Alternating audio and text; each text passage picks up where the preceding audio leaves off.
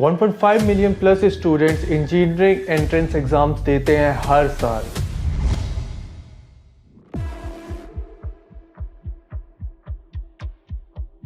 पर 65% of the engineer जो engineering कर रहे हैं वो एक्चुअली में इंजीनियरिंग कर रहे हैं because of there parental pressure. I did not choose this engineering life, sir, and neither did this engineering life choose me. It was shoved down my throat by my teachers while my hands were tied to my back by my friends and my parents watched in silence. एक time के बाद number of engineering करने वाले लोग बढ़े और उसी के साथ साथ गैप को फिल करने के लिए कॉलेजेस भी बढ़े, बट नंबर ऑफ इंजीनियर्स की डिमांड उतनी ही रही और इसका टेम्पररी सॉल्यूशन बन के आ गया coaching industry. First, let's look at the market size. It's massive and growing. Coaching in India is worth 58,000 crore rupees. Every year India में 1.5 मिलियन पीपल एक्चुअली में एंट्रेंस एग्जाम्स देते हैं ऑफ इंजीनियरिंग, बट फैक्ट ये है कि इससे ज़्यादा लोग तो एक्चुअली में इंजीनियरिंग करते भी हैं और इसका रीज़न सिंपल सा है, because of number of colleges. Private और गवर्नमेंट कॉलेजेस को मिला लें तो करीब 6,000 प्लस इंजीनियरिंग कॉलेजेस बन जाते हैं। इसलिए इंजीनियरिंग में एडमिशन लेना काफ़ी आसान हो जाता है अगर आपके पास अच्छे परसेंटेज नहीं है, आप एंट्रेंस एग्जाम में इतना अच्छा परफॉर्म भी नहीं कर रहे हो, बट ईजिली आप इंजीनियरिंग डिग्री कर सकते हो।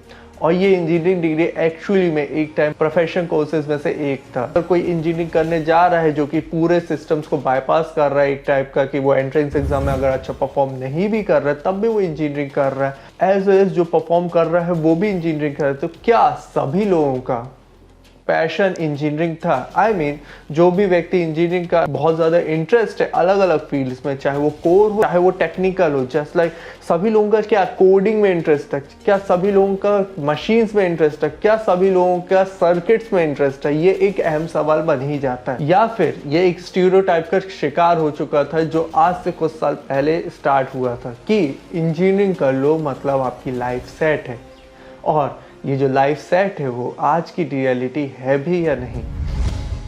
इंडिया एज अ नेशन है 150 करोड़ पीपल और इनमें से कुछ स्टूडेंट शायद तक 3 से 4 करोड़ होंगे, और उसमें भी इंटरेस्टिंग फैक्ट ये है कि इनमें से ज़्यादातर लोग एक प्रोफेशनल कोर्स में जाते हैं जो कि बहुत ज़्यादा नामची है, दैट इज इंजीनियरिंग। ये बहुत ज़्यादा कंसर्निंग फैक्ट बन जाता है कि 65% ऑफ द इंजीनियर्स जो बन चुके हैं या कर रहे हैं वो लोग इंजीनियरिंग कर रहे हैं या कर चुके हैं because of there parental pressure. और ये पेरेंटल प्रेशर एक्चुअली में जब 12th पास होते तब से स्टार्ट नहीं होता। आपको पेरेंट्स आके बोलते हैं कि आप इंजीनियरिंग चूज करेंगे, बट ये सीट ग्रो हो चुका था at the time of the middle school of the student. Now India के पर्सपेक्टिव में मिडिल स्कूल से ही एक धारणा बन जाती है कि जिस हिसाब से आपके मार्क्स है उस हिसाब से आपको फील्ड चूज करनी है, बट कई बार तो ये वाला जो सिस्टम है इसे भी बाईपास करते हैं parents for their kids. 6th 7th 8th हो गया, 9th हो गया, 10th हो गया, ये सारी क्लासेस में आपके मार्क्स के बेसिस पे आपको जज किया जाएगा। बेसिकली सभी लोगों को इंटरेस्टेड रहता है, चाहे टीचर्स हो, चाहे रिलेटिव्स हो, चाहे फैमिली हो, सोसाइटी हो, सबको इंटरेस्टेड रहता है आपके मार्क्स के ऊपर, वो भी बेसिकली 2 सब्जेक्ट्स में, दैट इज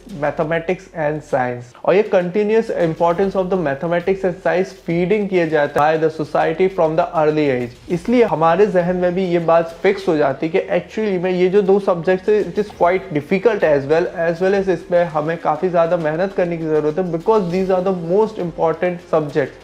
क्योंकि जैसे ही मैथमेटिक्स के मार्क्स बताओ किसी व्यक्ति को, और शी टेक्स अ प्राइड कि उन्हें लगता है कि मैथमेटिक्स में ये व्यक्ति बहुत ज़्यादा अच्छा है, मतलब इसने बहुत ज़्यादा अच्छी जंग जीत ली है। और यही continuous feeding from the early age ये दोनों ही सब्जेक्ट्स को बहुत ज़्यादा इंपॉर्टेंट बना देती है in their life. But officially the first step जाता है at the age of 15-16, I mean जब वो 10th पास करते हैं। क्योंकि 10th पास करने के बाद 2 सेगमेंट ऑफ ग्रुप बन जाते हैं, दैट इज द वन जिन्होंने मैथमेटिक्स एंड साइंस में अच्छा परफॉर्म किया है, जिनका मोस्ट प्रोबेबली डिसीजन हो चुका है कि they will be choosing the math science या फिर बोला जाए maths group.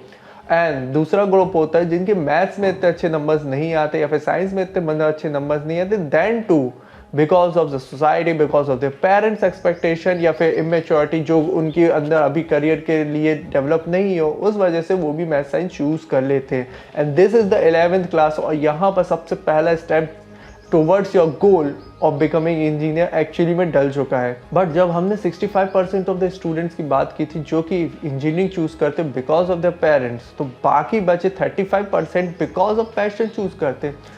Not actually, because 35% में से maximum of the people choose करते because of the Asch effect. I mean Asch effect is one of the famous experiment जिसमें एक conclusion यही निकलते कि हमारे जो आसपास की सराउंडिंग है, आई मीन द आसपास के जो पीपल है जो डिसीजंस लेते हैं उसके हिसाब से हमारा माइंड वर्क करता है, एज हमारे डिसीजन भी इन्फ्लुएंस होते हैं। और ये पूरा केस इस तरह से इंजीनियरिंग केस में इसलिए बन जाता है बिकॉज जैसे ही आपने 11th में भी ये ऐश इफेक्ट देखने मिलता है, as well as in the engineering भी आपको ऐश इफेक्ट देखने मिलता है। और वो कैसे? क्योंकि 11th में जब आप अपने दोस्तों को देखते हो, अपने क्लासमेट्स को देखते हो, maximum of the people are choosing math science, so आपके मन में भी आता है कि मेजॉरिटी इस डिसीजन को ले रही है, तो ऑब्वियसली इतने सारे गधे तो नहीं है या फिर बेवकूफ़ तो नहीं है, तो we should also take the decision, क्योंकि हमें सेफेस्ट ऑप्शन ज़्यादा पसंद आता है। इस तरह के डिसीजंस जो है वो दूसरी मेजॉरिटी को देख के लिए जाते हैं। ऐश एक्सपेरिमेंट एक टाइप का जो ट्रेंड एक्टर्स के तौर पे किया गया था, वो यही दर्शा दिया कि एक्चुअली में आपका जो खुद के गट्स वाले डिसीजन है वो भी आप चेंज करने को तैयार हो जाते हो कि मैक्सिमम ऑफ द पीपल जो आपको सराउंड करते हैं वो लोग वो डिसीजन ले रहे हैं, इसलिए आपके ऊपर एक टाइप का प्रेशर बनता है कि कहीं ये मेरा जो पर्सनल डिसीजन वो गलत तो नहीं है। और same goes this S effect in the engineering. जब आप एक्चुअली में 12th पास करते हो और करियर जैसा डिस्कशन चालू होता है among your friends, among the society, among the people जिन्हें आप जानते हो, और सब जगह पे एक कॉमन टर्म आता है इंजीनियरिंग कर ले। बट फैक्ट ये है कि साइंस जब कोई व्यक्ति लिया था, आई मीन मैथ्स ग्रुप जब कोई भी व्यक्ति लिया था, so science has a lot of scope जहाँ पर अलग अलग फील्ड्स में जा सकते, चाहे वो प्रोफेसर्स हो या फिर डेटा एंट्री जॉब्स में हो गए या फिर अदर कोर्सेज है। बट तब भी ये इंजीनियरिंग एज अ फैक्ट क्यों बन गया सभी लोगों के लिए कि this is good? I mean इतने सारे करियर ऑप्शन होने के बाद भी इंजीनियरिंग को एज अ बहुत ज़्यादा फेवरेट चाइल्ड जैसा ट्रीटमेंट क्यों मिला? इंजीनियरिंग इज सेफ, ये फैक्ट है जब तक हम पैदा नहीं हुए थे। फैक्चुअली अगर बात करें, थोड़ा सा बैकग्राउंड में जाएंगे तो इंजीनियरिंग इंडिया में बहुत पहले से है। आई मीन ऑफिशियल रिकग्नाइजेशन तो एक्चुअली में ब्रिटिशर्स ही लाए थे बिकॉज ऑफ देयर इंजीनियर्स जो उन्होंने इम्पोर्ट किए थे from the Britain. But engineering as a civil engineering बोले वो सब चीज़ें काफ़ी पहले से थे। I mean I am talking about the Asian history में, चाहे मिडिवल हिस्ट्री में। बट ये इंजीनियरिंग फैक्ट नहीं था, आई मीन इंजीनियरिंग टर्मिनोलॉजी नहीं थी। बट जो भी हम इंफ्रास्ट्रक्चर देखते हैं, जैसे कई बार हमने एशियन हिस्ट्री में डैम्स देखे हैं, हमने अलग अलग फोर्ट्स देखे हैं जो कि बहुत ज़्यादा फिनोमिनल वे में है, रॉक कटिंग देखा, ये सब एक टाइप का इंजीनियरिंग ही है। इस फैक्ट से मैं अग्री करता हूँ कि ऑफिशियल रिकग्नाइजेशन ब्रिटिशर्स ही नहीं लाया था।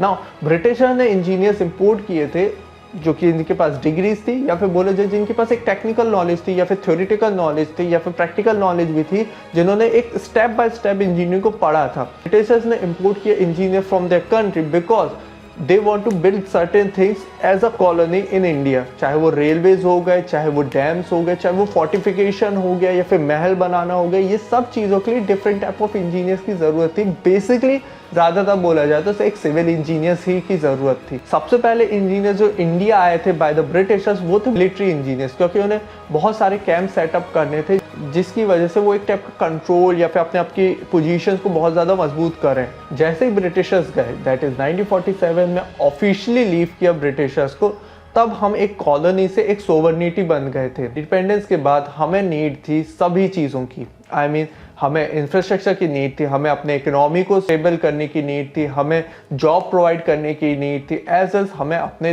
देश को फ्रॉम ज़ीरो से हीरो तक पहुंचाने की बहुत ज़्यादा नीड थी। सिंस ये कंस्ट्रक्शन टाइम था या फिर बोला जाए एक स्क्रैच से बिल्डअप का टाइम था, तो इंजीनियर्स की नीड पड़ी because of building something like infrastructure हो गया, प्रोजेक्ट्स हो गया, या फिर रेलवेज को बहुत ज़्यादा अच्छा करना हो गया, या फिर डिफरेंट टेक्नोलॉजीज पर वर्क करना हो गया at the certain time and the civil mechanical and etcetera थे।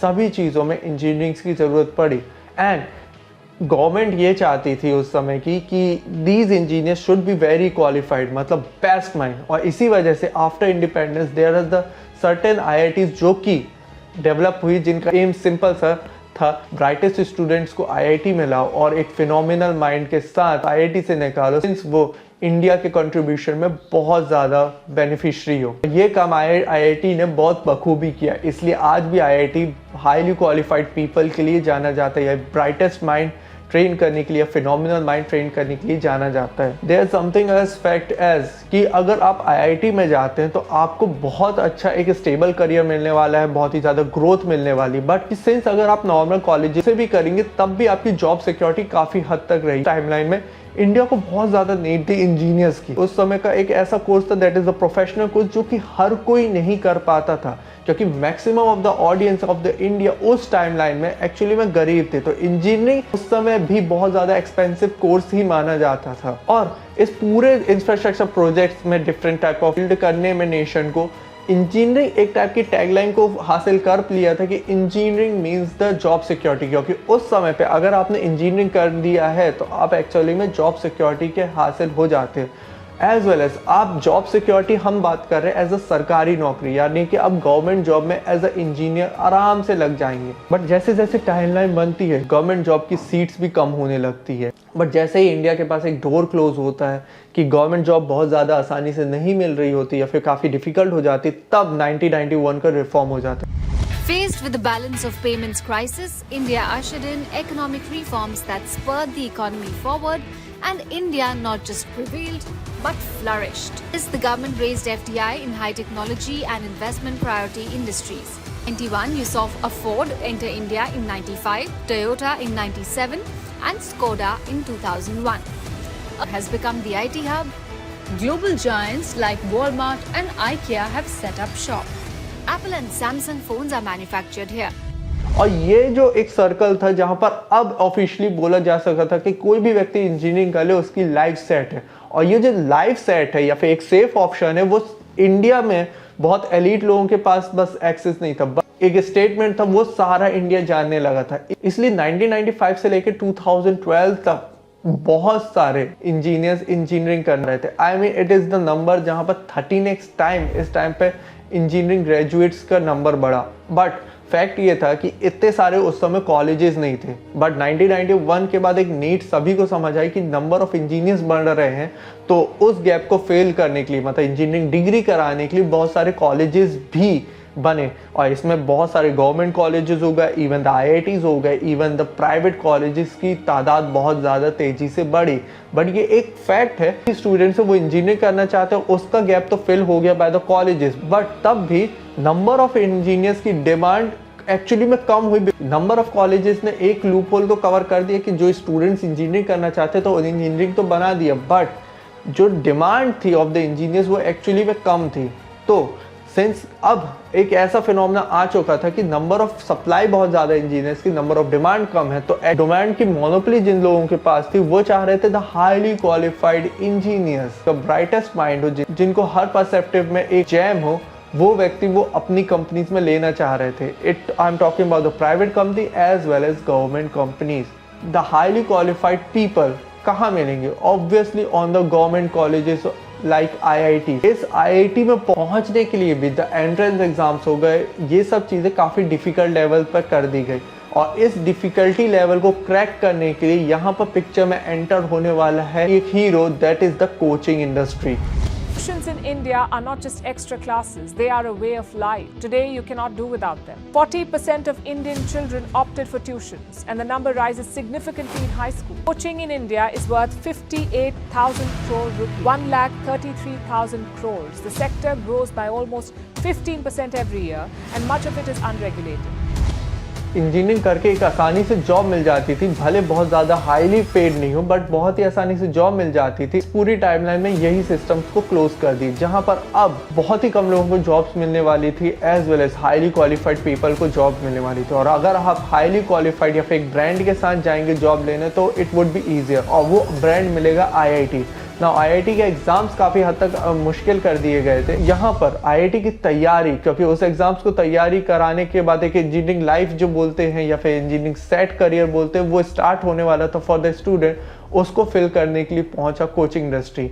नाउ 1991 से जहां पर इंजीनियरिंग की डिमांड बहुत ज़्यादा बढ़ने लगी थी, वहीं पर कोचिंग इंडस्ट्री भी अपने रूट्स को भी फैलाने लगी थी, जहां पर different coaching industry IIT JEE या फिर different type of olympiad exams की तैयारी कर रहा थी, जिससे वो स्टूडेंट्स को 11th-12th में ही रेडी कर रही थी for the IIT JEE exam. और इसका जीता जागता एग्जाम्पल बना कोटा शहर, क्योंकि कोटा से ही एक्चुअली में IITs की स्टार्टिंग हुई थी। टाइम टू टाइम बहुत सारी कोचिंग इंडस्ट्री उस टाइमलाइन में आने लगी, जिन्होंने ये गैप फिल किया। बहुत ही ज़्यादा क्वालिफाइड टीचर्स को अपने स्टूडेंट्स के लिए लाते थे फॉर गिविंग कोचिंग, जिससे उनके स्टूडेंट्स IIT क्रैक कर रहे हैं, और इसके लिए वो ऑब्वियसली फीस ले रहे थे। और फिर देखा जाने लगा कि एक्चुअली में ये बहुत सारी कोचिंग इंडस्ट्री के स्टूडेंट्स एक्चुअली में IIT क्रैक कर रहे हैं। AIR-1 AIR-2 में बहुत टाइम से बहुत सी कोचिंग रूल कर रही थी। कोटा में एक ऐसा सिस्टम बन चुका था जहां पर हमेशा लड़ाई होती थी किसके ज़्यादा बच्चे एक्चुअली में टॉप 10 में बढ़ने वाले हैं। ये समझ लीजिए कि कोचिंग इंडस्ट्री ने वो गैप फिल किया कि हाईली क्वालिफाइड इंजीनियर्स देने में एक्चुअली में कोचिंग इंडस्ट्री ने काफ़ी महत्वपूर्ण भूमिका निभाई।